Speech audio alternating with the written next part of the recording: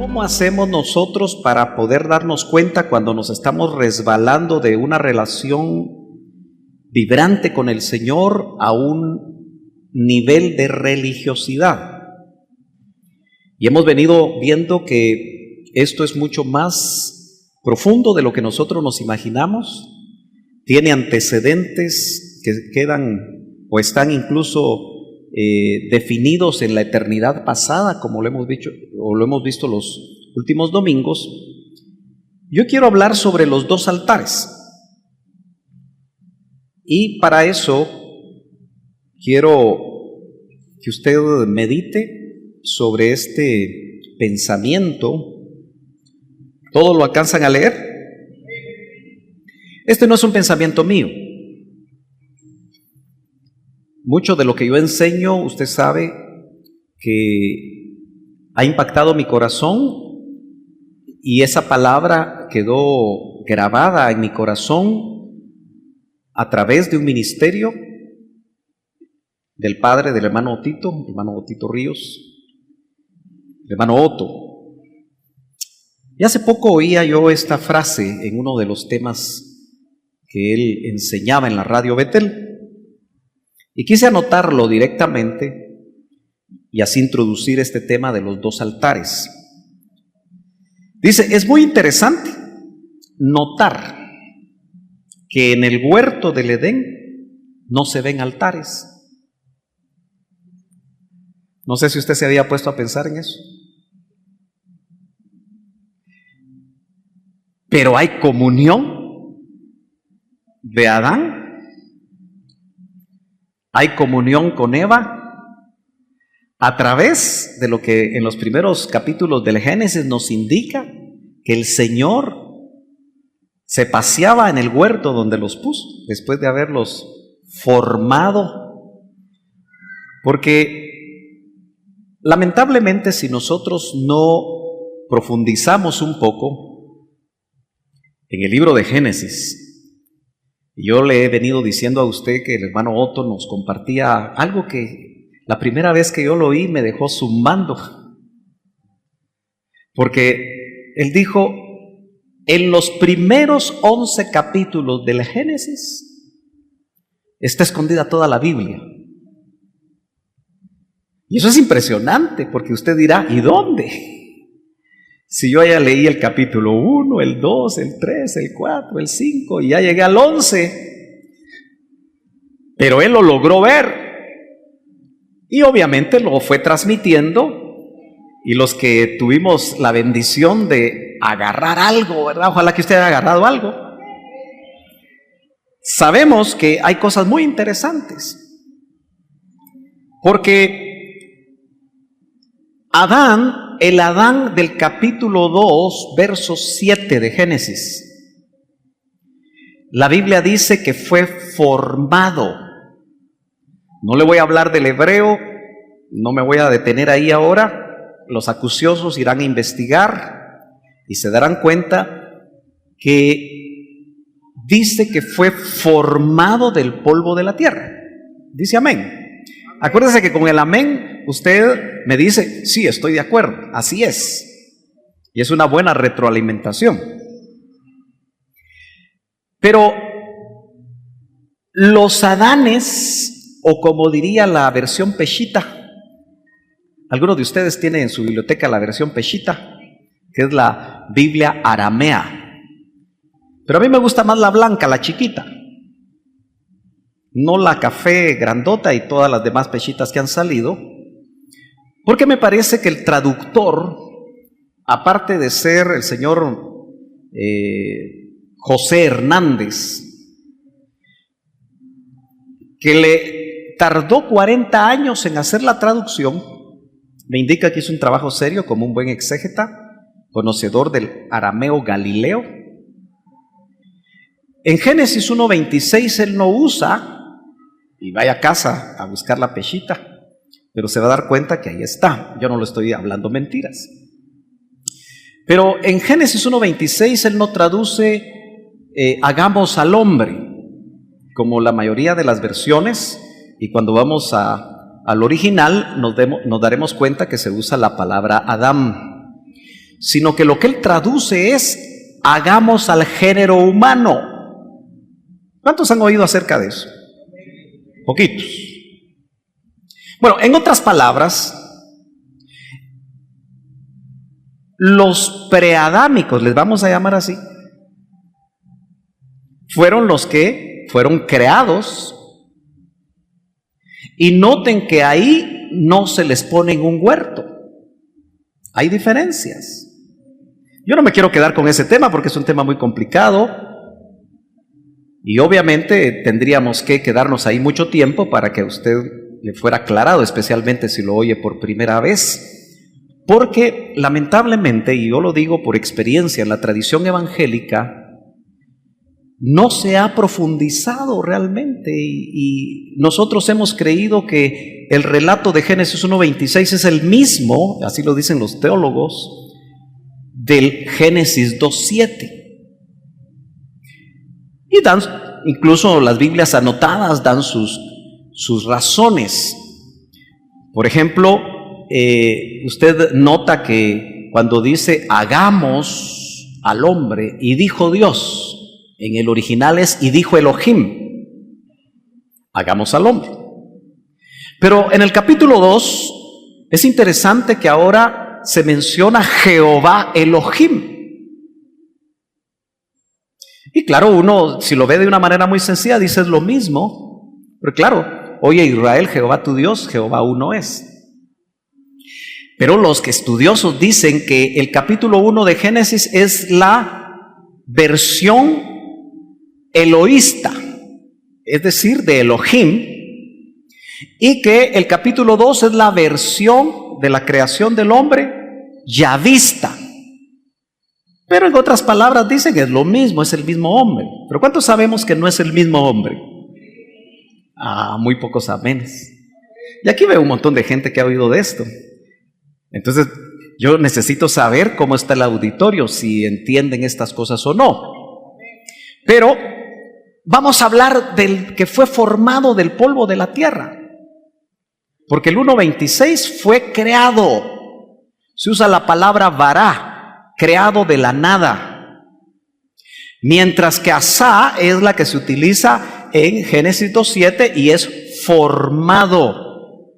Ahora, cuando fue formado, nosotros no sabemos cuánto tiempo realmente Adán y Eva, porque fue formado él solo, él es el Adán solo. El que pusieron en el huerto del Edén estaba solo.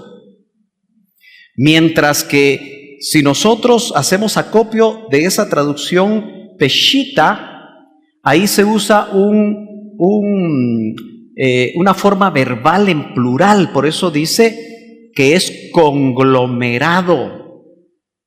Hagamos al género humano, es un conglomerado. Yo sé que muchos deben de tener dudas, pero las dudas es bueno porque así investiga, así lee la palabra y así pregunta. Pregúntele a su discipulador, si no le contesta ahí me avisa. Pero si no, platicamos. Pero como la palabra del Señor, hermano, no solo leerla como se lee un chiste o una revista o un libro teológico, sino que hay que pedirle al Espíritu Santo que nos hable y que nos explique. Dice amén.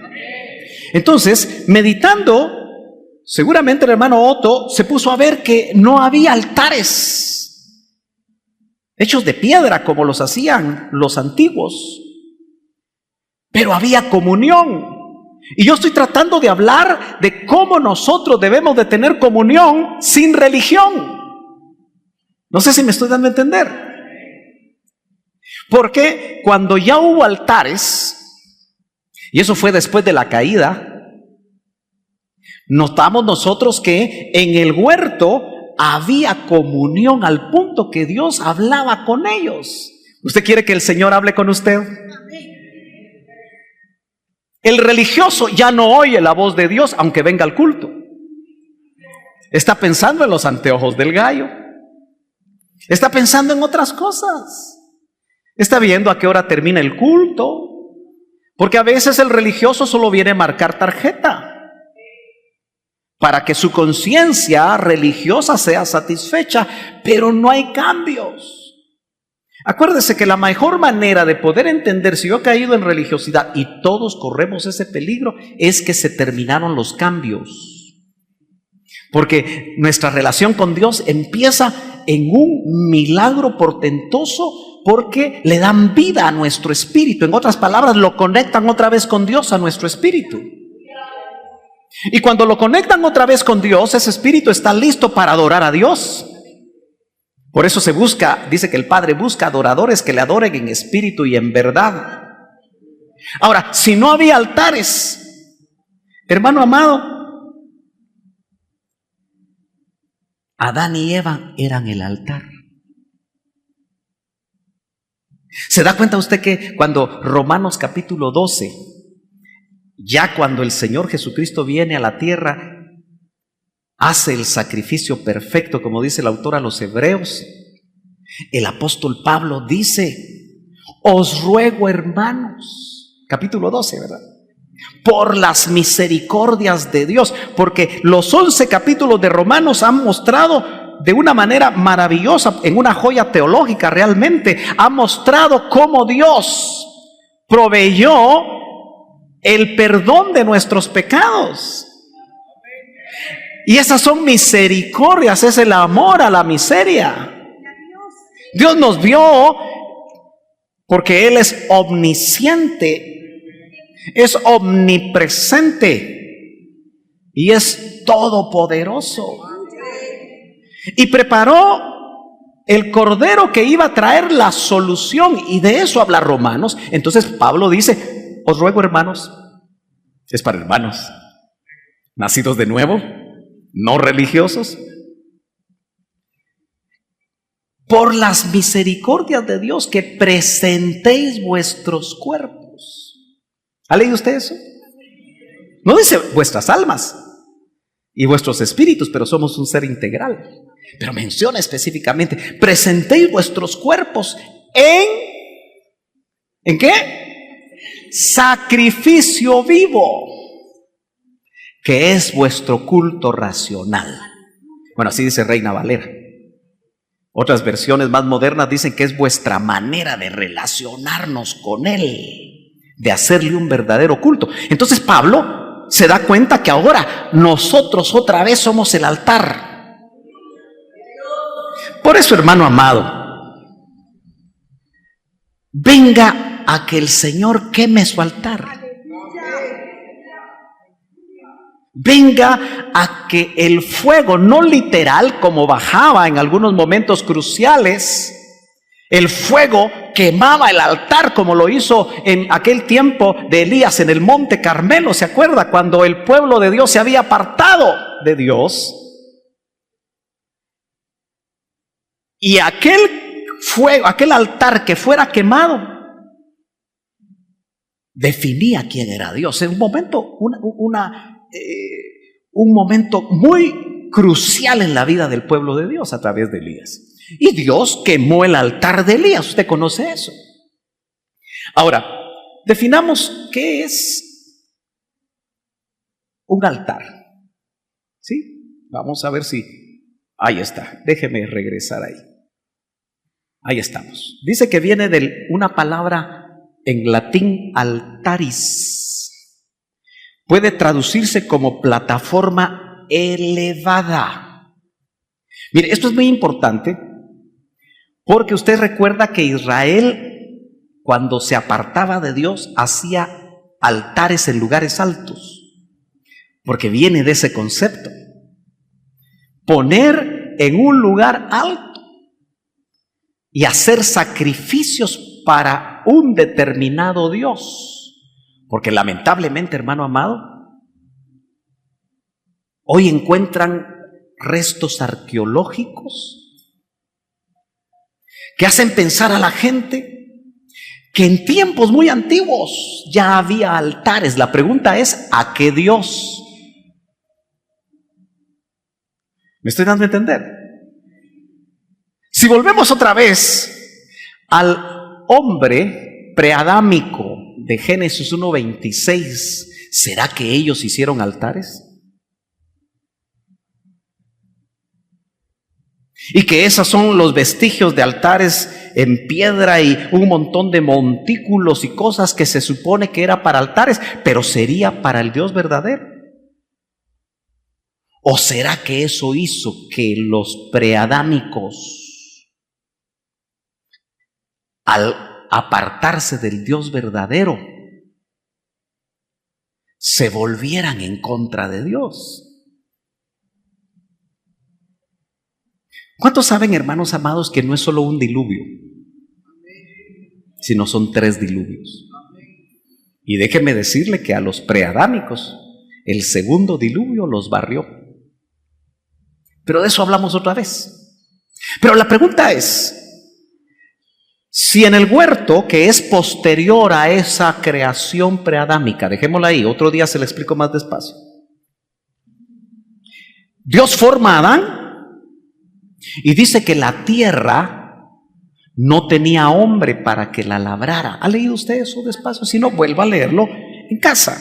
Entonces, un altar es una estructura consagrada a un culto religioso sobre el cual se hacen ofrendas o sacrificios. Acompáñeme a Génesis capítulo 3 y verso 8. En el huerto hemos dicho que entonces no había altar, por lo menos un altar visible. Y es que es importante que nosotros veamos eso, porque este huerto del Edén estaba en la tierra. Yo quiero que usted verifique esto. A la tierra le vamos a llamar el lugar, mejor dicho, le vamos a llamar el atrio. Al Edén le vamos a llamar lugar santo. Pero al huerto que estaba en Edén, que era como una burbuja, diseñada exclusivamente para el Adán solo. Hermano, ¿me está entendiendo? Entonces diga amén. Amén. Es el lugar santísimo. Ahora, usted se da cuenta que la Biblia habla de tríadas. Y nosotros somos 3 en 1. Nuestro cuerpo es el atrio. Por eso no dejes que te pisoteen el cuerpo. Jovencita, no dejes que te amancíen el cuerpo. ¿Aló? El lugar santo es el alma. Y el lugar santísimo, que solo lo tenemos los hijos de Dios, es el espíritu. Entonces, hermanos, si usted ya nació de nuevo, usted es el único que puede adorar a Dios desde el huerto, que es su espíritu. Aleluya. Por eso la alabanza no puede ser almática, aunque inicie o puede iniciar en el alma. Y aunque use de vehículo al cuerpo, levantando manos, danzando, aplaudiendo, cantando por medio del cuerpo, no debe de ser una motivación carnal. No puede ser una motivación almática. Debe de ser un resultado que en el lugar santísimo tú has entendido que eres altar, y desde ahí, desde el espíritu, a través del alma y por medio del cuerpo, tú haces alabanza. Por eso es que busca adoradores en espíritu, no dice en alma y en verdad. Gloria al Señor. Aleluya. Mire, en Génesis 3:8 dice: ellos oyeron la voz de Yahvé Elohim. Esta versión translitera esos nombres. Caminando por el paraíso. Aquí le llaman al huerto el paraíso. Ese es el lugar santísimo. A la hora de la brisa de la tarde, como que era algo normal. Por eso nosotros, ahora que tenemos espíritu vivo, debemos de tener una relación diaria con Él, que nos refresque. ¿Me está entendiendo, hermano? Eso bota toda religiosidad. Porque no importa dónde estés, si en la cocina, si en el trabajo, manejando, haciendo cualquier cosa, con tu espíritu vivo tú puedes entrar en comunión inmediatamente. Y el hombre y su esposa se escondieron. Ese es el momento donde el pecado los alcanzó y la comunión se rompió. Y donde, como hemos hablado, el hombre cuando se ve desnudo porque le abrieron los ojos, como resultado de comer el fruto del árbol de la ciencia del bien y el mal, le abrieron los ojos y se vieron desnudos. ¿Y qué fue lo que hicieron inmediatamente? Ellos, bajo esfuerzo humano, pensamiento de Adán y Eva, no instrucción de Dios. El gran problema del religioso de estos tiempos es que casi todo lo que hace, lo hace bajo sus propias definiciones humanas, sus conceptos, sus conocimientos humanos. Le es difícil muchas veces separar lo que sirve para la tierra y es para la tierra, y que tal vez lo aprende en libros o en universidades o en donde quiera, de aquello que es instrucción de Dios y que solo puede discernir el Espíritu. Entonces dice, se escondieron, ojo, de la presencia de Yahvé Elohim entre los árboles del jardín. El huerto era un jardín, que esta versión le llama paraíso. Y desde ahí la idea de un paraíso, hermano, es algo completamente maravilloso. El concepto paradisíaco, dice, esa es una playa paradisíaca. Ese es un lugar maravilloso. Ahora, usted sabe que los que tenemos espíritu vivo y que tenemos huerto, podemos tener, hermano, experiencias con Dios en el lugar santísimo. Dijimos que el hombre era el altar.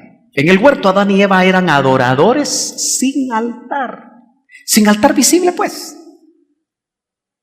Es que mire, hermano, a veces nosotros nos complicamos porque creemos que si no tenemos guitarra, si no tenemos teclados, si no tenemos batería, si no tenemos esto y lo otro, ya no se puede adorar a Dios. ¿Quién dice? ¿Usted no necesita instrumentos para meterse a adorar a Dios? Si no, tendría que venir aquí y contratar a los hermanos 24 horas. A ver cuánto cobran por hora. ¿Me estoy dando a entender? Usted puede adorar en cualquier lugar, levantar sus manos, meterse en comunión con Dios y entrar al lugar santísimo como ellos lo hacían. El Señor llegaba con ellos y tenía comunión con ellos, pero no había estorbo, no había pecado. Por eso, hermano amado, mire, el religioso solo sigue los pasos, el paso del sapito tum tum. Por eso a mí me preocupa mucho cuando se aprende la danza, porque se aprende, es danza aprendida, y uno aquí y uno acá, y otro aquí y otro acá, y otro, así como usted aprendió a bailar. ¿Quién eran buenos bailarines antes de llegar al Señor? La mayoría de ustedes. A mí me cuentan que Yadi barría los salones, pero no con escoba, sino danzando al ritmo de la música de esos tiempos. Y Jenny, que se está riendo, me imagino que por ahí andaba también, ¿verdad? Ya ve pues. Porque, hermano, la adoración y la alabanza debe ser espontánea. Sí, a veces el término hebreo que se usa para justificar estas danzas tiene que ver con el momento en el que David iba danzando. Pero en ese momento David no había aprendido pasos, sino que el Espíritu, en el gozo maravilloso que tenía de haber encontrado al fin la forma de llevar el arca, lo hizo a él girar, saltar. Y como no usaba pantalones como nosotros, parece ser que se le subía la túnica, y Mical, que no estaba en nada, lo vio y lo criticó. Y dice la Biblia que quedó estéril Mical. Por eso lo que no entendamos, no lo critiquemos. para evitar esterilidades. Dice amén. Bueno, ojalá que se vea esto. Mira ahí usted un círculo. Bueno, ese círculo es la tierra. Luego, ¿ve ese otro círculo? Eso es el Edén, ubicado en un aspecto geográfico, en un lugar geográfico en la tierra. ¿Me está entendiendo? Y luego, el huerto del Edén, podemos entender el huerto colocado en Edén. ¿Sí? Era algo muy especial porque Adán, cuando lo pusieron ahí, tenía los árboles para comer, estaban los animales, todo fue preparado. No había lluvia, etcétera, etcétera. Usted sabe todos esos detalles. Muy bien, entonces, fíjese que ya le dije a usted, pero es mejor graficarlo, la tierra es el atrio. Y lamentablemente, todos los que tienen una religión, aunque sea la evangélica, en la tierra, si no han nacido de nuevo,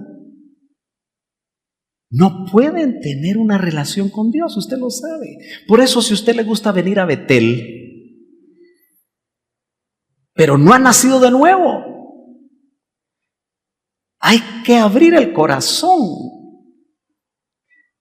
Los niños, los jóvenes, aún los adultos, hay cónyuges que vienen pero no han nacido de nuevo.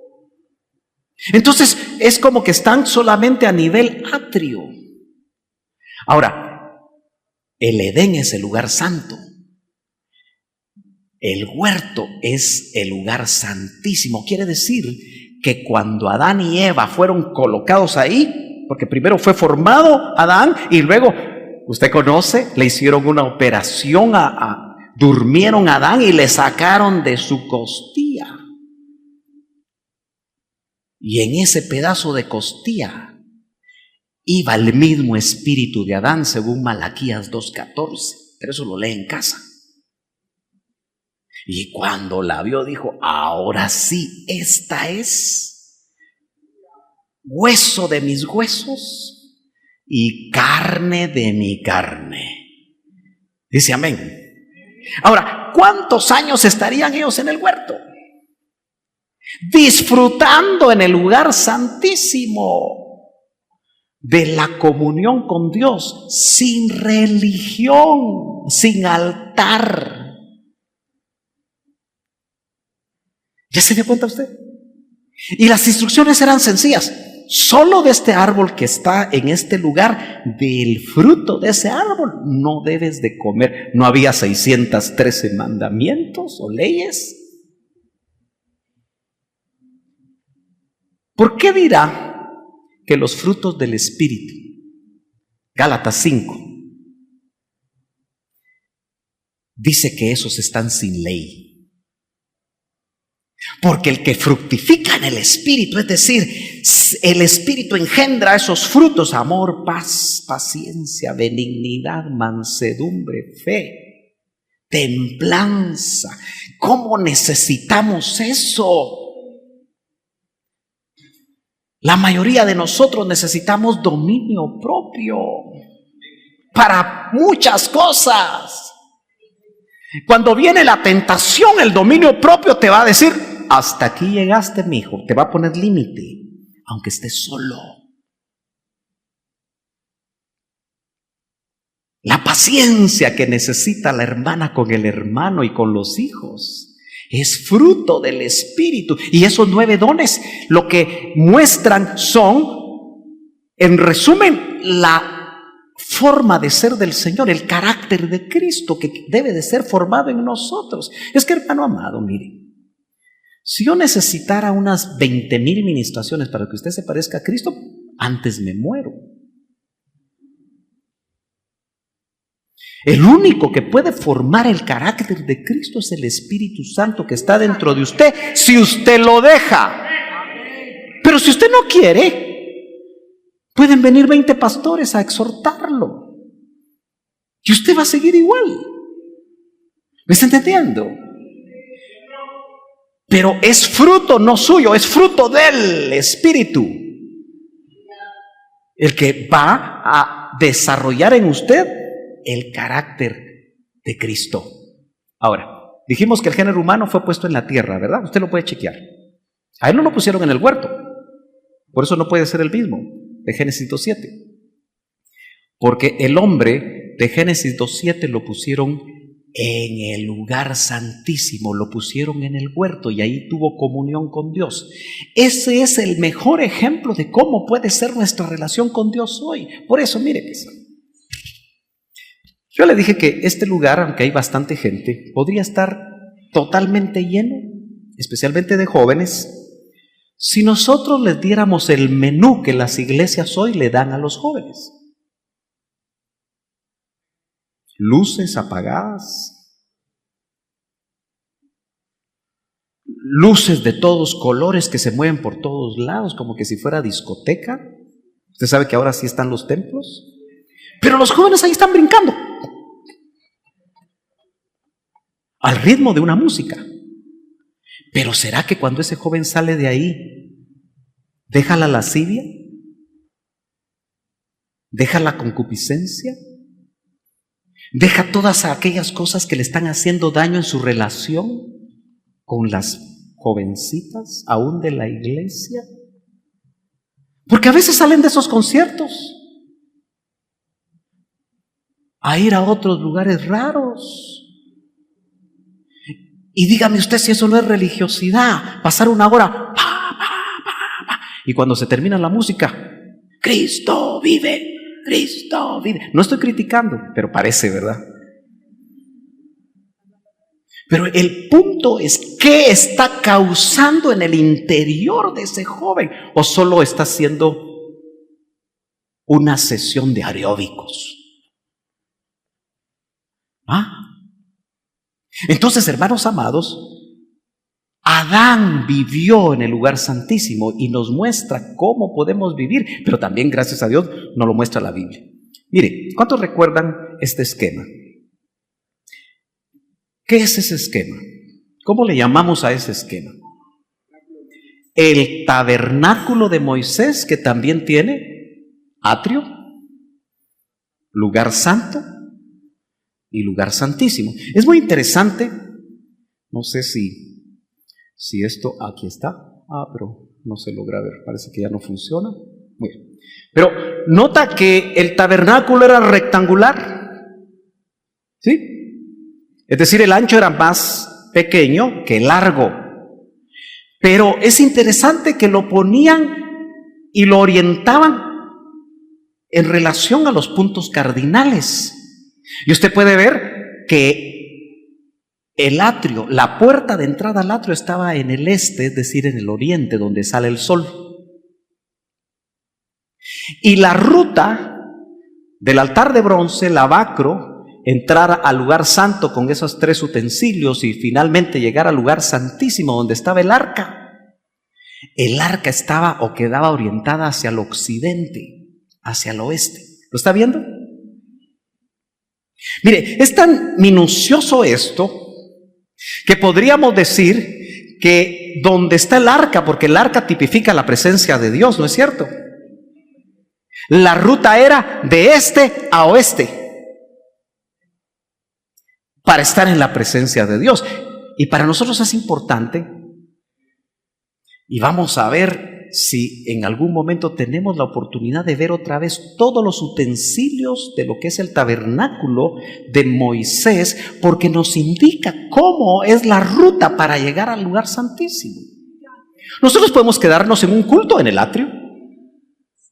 Por eso a mí me preocupa cuando la gente no está en el templo. Es preocupante, porque podemos estar en el templo y no estar en el templo. Nuestra mente puede estar orientada a otras cosas, ¿no es cierto? Entonces tenemos que ser cuidadosos. Por eso ya pronto, cuando tengamos nuestra puerta, la puerta a la hora de la palabra se va a cerrar. El que se quedó afuera, se quedó afuera. ¿Me entiende? Porque lo que estamos haciendo es importante, ¿no? Tenemos que tener el sentido bien claro espiritual de qué estamos haciendo aquí. Y si nuestros espíritus están conectados, y sabemos que le venimos a hacer un culto donde ahora somos nosotros los altares y tenemos la oportunidad de meternos al lugar santísimo, entonces lo demás va a perder interés. Hasta los celulares con las citas de celulares y los trabajos de domingo y todo lo demás, uno lo deja en vibrador, ¿verdad?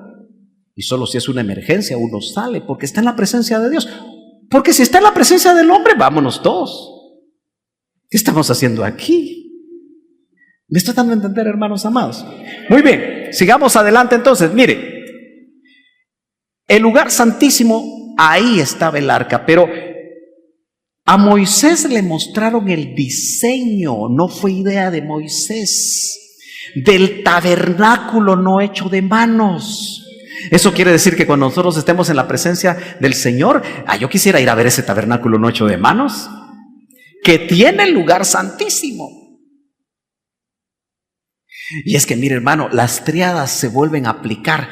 La tierra como planeta es el atrio. Nosotros estamos en el atrio, pero yo no quiero quedarme aquí, yo me quiero ir al lugar santísimo. Los cielos es el lugar santo, pero nosotros vamos al cielo, que es el lugar santísimo, y esa va a ser nuestra morada.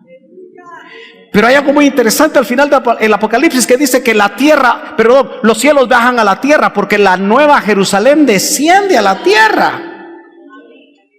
Pero va a ser una nueva tierra, van a haber nuevos cielos. O sea que es maravilloso lo que a partir del nuevo nacimiento nosotros vamos a vivir en una vida eterna que Cristo ganó en la cruz del Calvario. ¿Cuántos dan gloria a Dios? Aleluya. Entonces la ruta pasando por el atrio, el lugar santo y el lugar santísimo es de este a oeste. Hagámoslo práctico. En el este empieza el día por medio de una luminaria que quedó para marcar los días. ¿No cree que desde ahí nosotros tenemos que iniciar el día en comunión con Dios? Pero como el religioso se acuesta a la 1 de la mañana viendo tele, se levanta tarde y entonces apenas le da tiempo de ir al trabajo y se olvida de meterse en comunión con Dios. Pero eso solo es religioso, usted no le debe crear problemas. Porque usted sí busca de mañana. Por eso el salmista dice, de mañana te buscaré.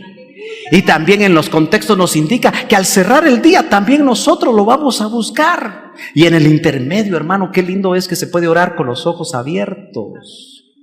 Porque ahí está la oración sin cesar. No sin César, ¿verdad? Sin cesar. Vas manejando y vas orando. Aleluya. Y si te metes al lugar santísimo, ahí sí mejor parquéate. No vaya a ser que se te llenen los ojos de lágrimas, ya no mires nada y pongón. ¿Cuántos dicen amén? ¿Cuántos han tenido experiencias así? Gloria a Dios. Bueno, ¿sabe usted que Adán era un jardinero? Génesis capítulo 2 y verso 15, lo vemos ahí y nos dice: y Yahvé Elohim tomó al hombre cual él había formado y lo puso a él en el jardín del Edén. Aquí se traduce en esta traducción que Edén es delicia. Es que, hermano, la relación con Dios, cuando no es religiosa, es una delicia. Yo a veces sospecho cuando veo hermanos, hoy yo llevo tabulados de los hermanos que no vienen. Hoy estoy pensando en un hermano que no lo he visto en 4 domingos. Y no sé si va a pasar el 5º, el 6º. Y no sé si ya lo voy a volver a ver. Y mi corazón de pastor se preocupa. ¿Aló? ¿Sabe usted que hay hermanos que solo vienen para los privilegios que tienen? ¿No será que estamos entrando en religiosidades? ¿Aló? Ay, hermano, yo no puedo por esto. Bueno, muchos tendrán razones valederas, pero otros no.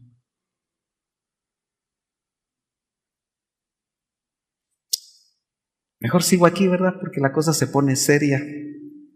Bueno, dice, delicia. ¿Es para usted una delicia venir a buscar al Señor? Entonces, a mí lo que me cuesta entender es cuando alguien que siente delicia estar en la presencia de Dios, deja de venir. Porque entonces no es delicia, es cargoso. Tengo que hacer esto, tengo que hacer esto, tengo que hacer esto. Siempre hay otras cosas más importantes. Me estoy dando a entender. Adán y Eva estaban en un lugar de delicias. El lugar santísimo es un lugar de delicias. Que nosotros tenemos que vivir. Qué ideal sería poder vivir continuamente en el lugar santísimo. Pero usted sabe que si somos honestos, son ratitos los que nos metemos al lugar santísimo. ¿Qué tal sería si nos metiéramos más? ¿Usted espera la parucía de Cristo? Usted le va a decir al Señor porque Él va a estar apareciéndose. Yo no sé si va a ser por 40 días como fue después de resucitar o no, pero va a ser un periodo corto de mucha sobrenaturalidad. Usted le va a decir, Señor, como tengo que comer, me voy a ir a trabajar, ahí te veo al rato. O se va a quedar ahí, hermano, aunque le quiten el trabajo. Hermano, ¿se va a quedar ahí? Ya, si usted lo va a ver es porque ya llegó a la estatura del varón perfecto. Y lo que más anhela es casarse con Él. Entonces, ¿qué trabajo ni qué trabajo? ¿Y de qué voy a comer, hermano? Ahorita nos interesa qué comemos, qué vestimos, dónde vivimos, cómo nos transportamos, pero van a haber momentos donde en plena comunión con Dios, viéndolo a Él, vamos a estar de una manera más continua. Porque acuérdese que el que alcanza estatura, ese ya está a punto de que le quiten la fiera. El viejo hombre ya está crucificado. Ya no le interesan otras cosas. Yo me pongo a pensar si en ese momento, porque usted se ha dado cuenta que hay parejas que ella va a ver al Señor y él no. O al revés. Y él va a estar así. ¿Qué te pasa? Y él ni le contesta a usted. Y usted sabe cómo se ponen las hermanas cuando dicen algo y el esposo no contesta. ¿Y qué te pasa? Y el otro oído. Hermano, ¿me estoy dando a entender? Quiere decir que en esos momentos se cumple lo que el apóstol Pablo dice: los que tengan esposa, hagan como que si no la tienen. Y viceversa. No sé si me estoy dando a entender, hermanos amados. Estamos caminando para eso. Entonces, hermano, mire por favor, si cuando usted esté adorando, la esposa le dice, mira, algo al oído, dígale, no me saques del lugar santísimo, mija. ¿Aló? A eso ya no le gustó, ¿verdad? Pero a veces uno está metido, hermano, y le están hablando cosas de la tierra cuando no hay que hablar cosas de la tierra. Mira, ahí me das el gasto mañana. Pídaselo cuando termine el culto.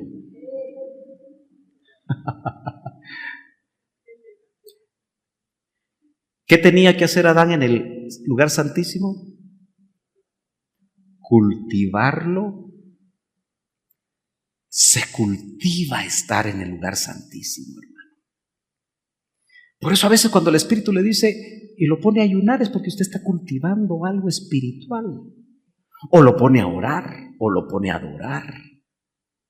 ¿Qué será que solo nos cultivamos para desayunar? Y nos crece esta de aquí. Entonces, y cuidarlo. ¿De qué lo iba a cuidar? ¿Qué había afuera? Porque si Adán era el único en ese momento. Pero es que los preadámicos estaban afuera como razas paralelas.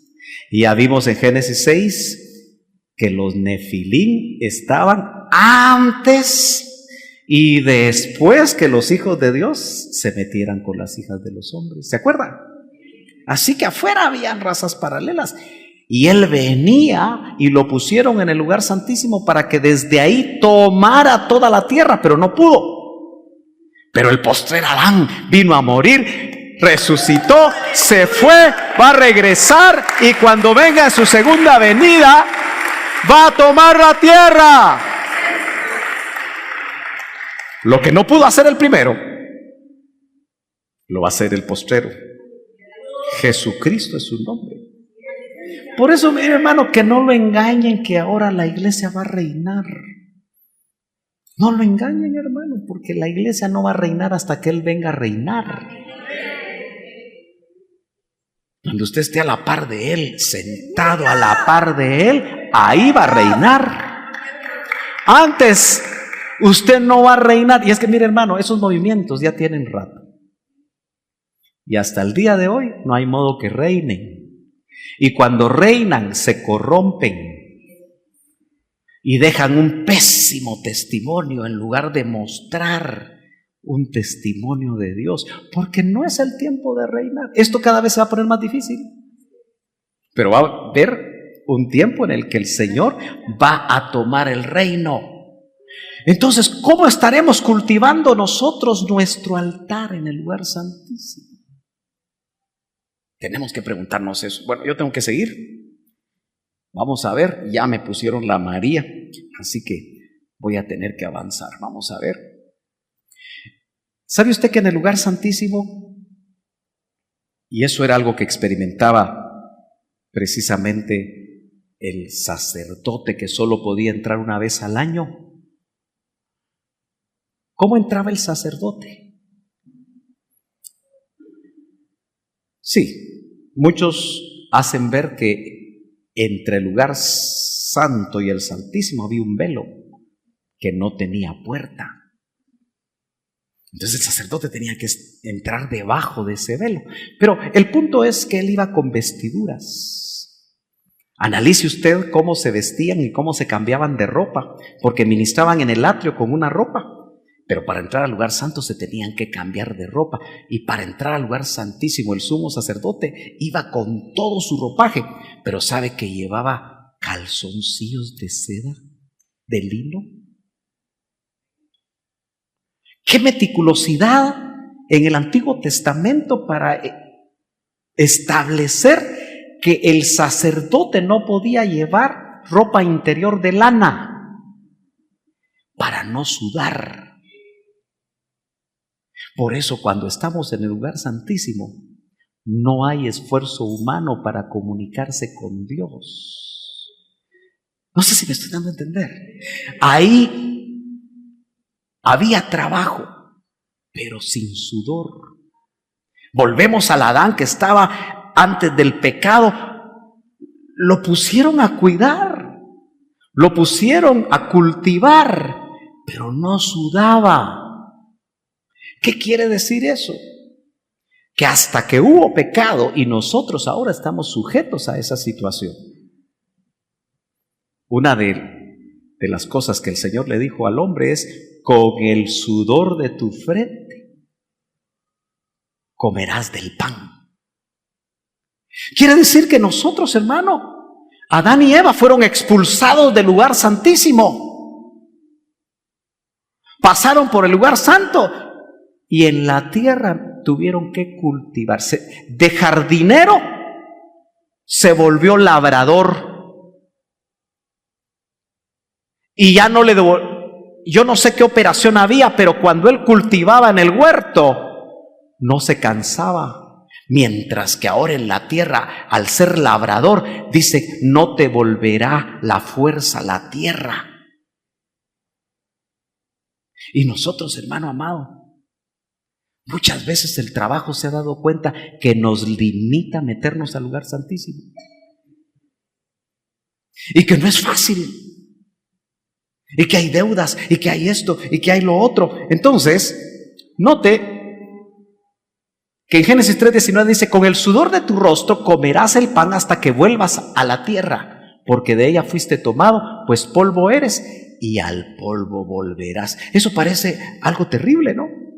Pero ¿cuántos saben que nosotros, cuando volvamos al polvo, nuestro cuerpo se va a quedar en la tumba, pero nuestra alma va a un lugar especial y nuestro espíritu va a estar en comunión con Dios? El espíritu vuelve a Dios que lo creó. Gloria a Dios. Bueno, sigamos avanzando aquí. ¿Qué dice Génesis 3:23? La Biblia nos muestra y dice: y el Señor Dios lo echó del huerto del Edén para que labrara la tierra de la cual fue tomado. Nota que hay una diferencia entre cultivar y labrar. Se volvió cargoso. Por eso, cuando caemos en religiosidad, el servicio cristiano se vuelve cargoso. Ay, venir a las 6 el sábado para el ensayo de alabanza. Y peor que no empiezan puntuales. Llego mejor a las 6:30.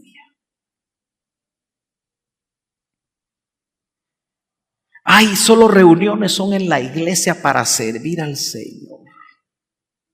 Quieren que venga una hora antes de que empiece el culto. Cuando se nos vuelve carga, cuando usted dice: tengo que ir al culto, se volvió religioso, hermano, en ese momentito. Pero si usted está desde las 6 de la mañana, 7 de la mañana, bañándose y ya no hay las horas de llegar a ver a mi Señor. Aunque me hagan mala cara. Pero yo ya no aguanto. Es porque está enamorado. Está enamorada. Dice amén. Gloria a Dios. Bueno, otra vez el esquemita. El que estaba en el lugar santísimo, ¿qué fue lo que le sucedió ahora? Lo sacaron de ahí. Toda religiosidad nos va a sacar del lugar santísimo y nos va a dejar un conjunto de ritos y ceremonias. Y eso es cargoso, hermanos. Otito tiene mi edad, o yo tengo la edad de él, ¿verdad? Mejor no la digo porque no te pedí permiso. Pero nació en un hogar cristiano. O sea que él me lleva más ventaja de estar en la iglesia. Yo tengo 46 años de estar en esto. No cree que si tuviera una religión ya me hubiera aburrido. Ya me hubiera ido, hermano. Y por eso mucha gente religiosa se aburre y se va a dar su vuelta al mundial. Después viene de regreso. Todo camoteado, todo morado, todo golpeado. ¿Cierto o no? No dejemos que nada ni nadie nos saque del lugar santísimo. Ni siquiera el pastor. Porque nuestra comunión con Dios debe ser independiente. No permita como lo permitió. Ahora, ¿qué sacó a Adán del huerto? La desobediencia. ¿Qué nos puede sacar a nosotros de nuestro huerto? La desobediencia. No hacer lo que sabemos que al Señor le agrada. Dice: expulsó pues al hombre y al oriente del huerto del Edén. ¿A dónde lo expulsó? Al oriente del huerto. Se recuerda que el tabernáculo, la ruta del tabernáculo va de oriente a occidente. Y en occidente, ¿dónde estaba? ¿Qué había en occidente? ¿Qué se ubicaba en el tabernáculo? En el esquema que yo le di. El lugar santísimo. Entonces note que cuando lo expulsan al oriente es al lado contrario de donde estaba el lugar santísimo. ¿Me está entendiendo? Entonces, la Biblia muestra cosas muy interesantes y muy detallistas como esas. En la medida que él se salía del huerto al oriente del Edén, se alejaba de la presencia de Dios. Ahora, mire pues, ¿qué pusieron en la entrada donde lo expulsaron? Querubines, con una espada revolvente, para que guardaran el acceso al árbol de la vida, para que no se eternizaran pecadores. ¿Logra ver eso? Bueno, la espada no se ve ahí revolvente porque tal vez tendría que ser un video, ¿verdad? Pero los echaron y dejaron querubines para guardar la entrada al lugar santísimo. Y cuando ya le fue revelado a Moisés cómo entrar al lugar santísimo, usted sabe que Moisés entraba al lugar santísimo. Dice que ahí hablaba cara a cara con Dios. ¿Usted quisiera hablar cara a cara con él? Bueno, si un hombre como Moisés lo hizo, ¿no cree que usted lo podría hacer? Y usted tiene ventaja, tiene Espíritu Santo adentro. Pero el tema son 2 altares, ¿verdad? Hasta ahorita vamos a entrar al tema, fíjese. Y ya estoy en rojo, así que seguimos el otro domingo. Pero déjeme un poquito más. Deme 5 minutos. Mire, en Génesis capítulo 4 dice, después dio a luz a su hermano Abel. Ya había nacido Caín. Abel fue pastor de ovejas y Caín fue labrador de la tierra. 2 trabajos diferentes. ¿Por qué 2 altares? Porque dice que aconteció que al transcurrir el tiempo Caín trajo al Señor, él tomó la iniciativa. Nota que ya se ven altares después del huerto. Yo no sé quién le reveló a ellos el altar, pero indudablemente fue el Señor. ¿Se acuerda que cuando visten a Adán y a Eva se derrama sangre? Y esa revelación se las tuvo que trasladar a sus hijos. Solo que Caín dijo, yo no voy a derramar sangre. Yo voy a hacer un altar donde voy a traer lo mejor de las frutas, de su esfuerzo de labrar la tierra. ¿No le parece que eso es religioso? A veces pareciera que Dios debería haber recibido el sacrificio de Caín, pero no lo recibió sencillamente porque no había sangre. Porque la Biblia dice que sin derramamiento de sangre no puede haber perdón de pecados. Desde la primera vez que se derrama sangre, se está viendo a la distancia el sacrificio de Cristo. Caín quiso hacer su propia ofrenda. Entonces el Señor no va a recibir nuestras ofrendas a través de un esfuerzo religioso. Señor, voy a ayunar 40 días en un esfuerzo religioso, a menos que el Espíritu Santo te diga que hagas algo. Debes hacerlo. Caín trajo al Señor una ofrenda del fruto de la tierra. También Abel, por su parte, trajo de los primogénitos de sus ovejas. ¿Por qué Abel tenía revelación que agradaba a Dios? Si usted nota que fueron 2 altares, solo que uno religioso que no agradó a Dios y otro que fue hecho conforme a la directriz del Espíritu, y ese agradó a Dios. Y dice, y de la grosura de los mismos, y el Señor miró con agrado a Abel y a su ofrenda. Pero a Caín y su ofrenda no miró con agrado. ¿Y qué le pasó a Caín? Se enojó mucho y su semblante se demudó. ¿Qué trajo eso como consecuencia? Que mató a su hermano. Ahora, hermano amado, ¿por qué uno agradó y otro no? El de Abel derramó sangre, así como para vestir a Adán y a Eva en el huerto se derramó sangre. Y Hebreos dice, según la ley, casi todo es purificado con sangre. Casi todo. Eso abre una brecha enorme porque parece que hay algo que puede ser purificado sin sangre, pero a eso nos tenemos que meter otro día. Y sin derramamiento de sangre, dice, no hay perdón. O sea que Caín con su ofrenda, aunque trajo de lo mejor de la tierra, no le agradó a Dios. Por eso no cree usted que nuestra ofrenda, nuestra manera de alabar a Dios, siendo nosotros altares, debe de agradar. Por eso, volviendo a Romanos 12, dice que presentemos nuestros cuerpos en sacrificio vivo para que podamos comprobar la buena, agradable y perfecta voluntad de Dios. Pero en el verso 2 dice que debemos de transformarnos por medio de la renovación de la mente. Tiene que haber un trabajo interno para que al Señor le agrade nuestra ofrenda. ¿Dice amén? Bueno, la ruta de Caín. Mira ustedes de dónde viene la religiosidad, porque Caín decidió seguir una ruta, y aunque la Biblia no nos especifica si él hizo altares o no, mire lo que sucedió con él. Cuando cultives el suelo, le dijo Dios, no te dará más su vigor. Vagabundo y errante serás en la tierra. En el huerto,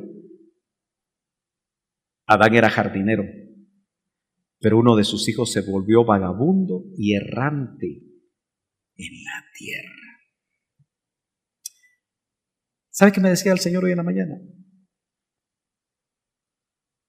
No podemos volvernos vagabundos de iglesia en iglesia. No podemos ser errantes. Tenemos que quedarnos en un lugar donde el Señor nos pone para poder desarrollarnos.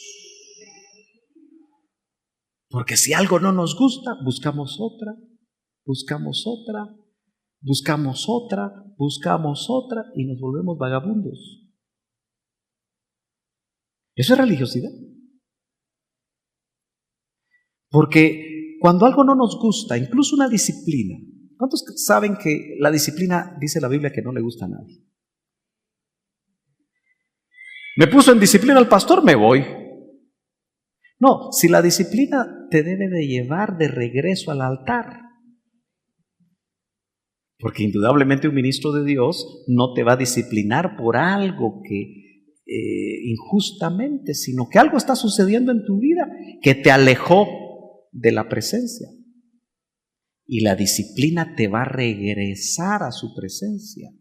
No es un castigo, sino que es una forma de retornar. Caín le dijeron antes de matar a su hermano, el pecado yace a la puerta, pero tú puedes dominarlo, y no quiso hacerlo.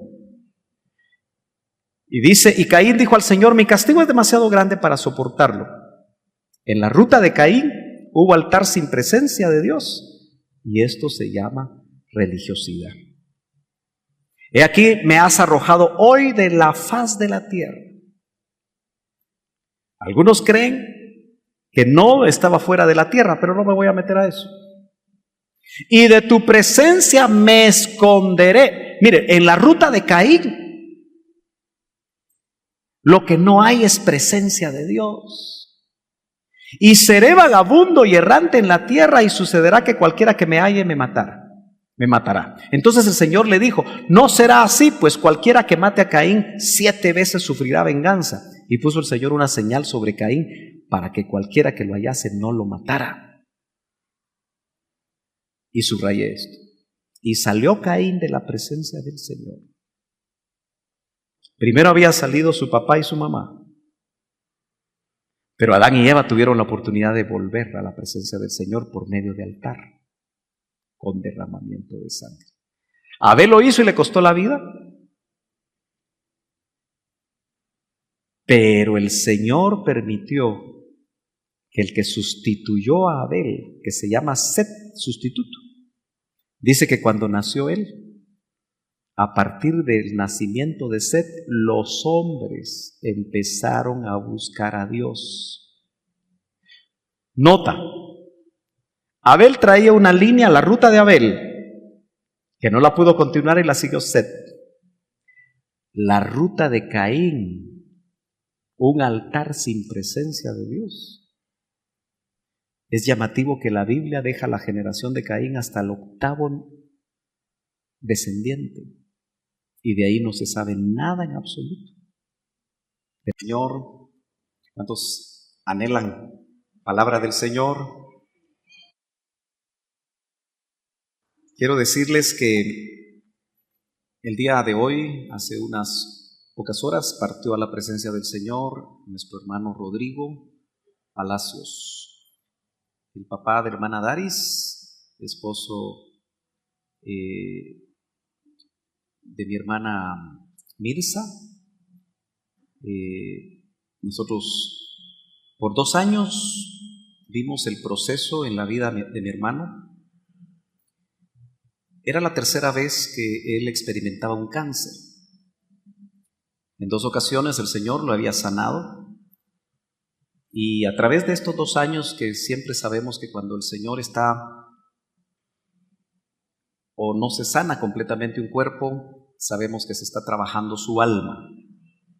Y creemos que el Señor escogió este día para llevárselo, un día domingo. No sé exactamente la hora, pero hoy recordaba que cuando él tenía mucha salud, mucha fuerza, al punto que corría el medio maratón de Cobán, ¿se acuerdan? Ya con una edad considerable. Pero cuando él estaba de turno, ¿sabe qué recordé? Que a las 8 de la mañana ya estaba aquí. Era el primer servidor que venía generalmente, indicando su amor hacia el Señor. También recordé las veces, tal vez no muchas, que el Señor le dio palabra de profecía. Y siempre era impactante porque era una palabra exhortativa de parte del Señor. Teníamos ese testimonio. Así que me cuentan que no sabemos todavía la hora, probablemente sea tal vez al final del día.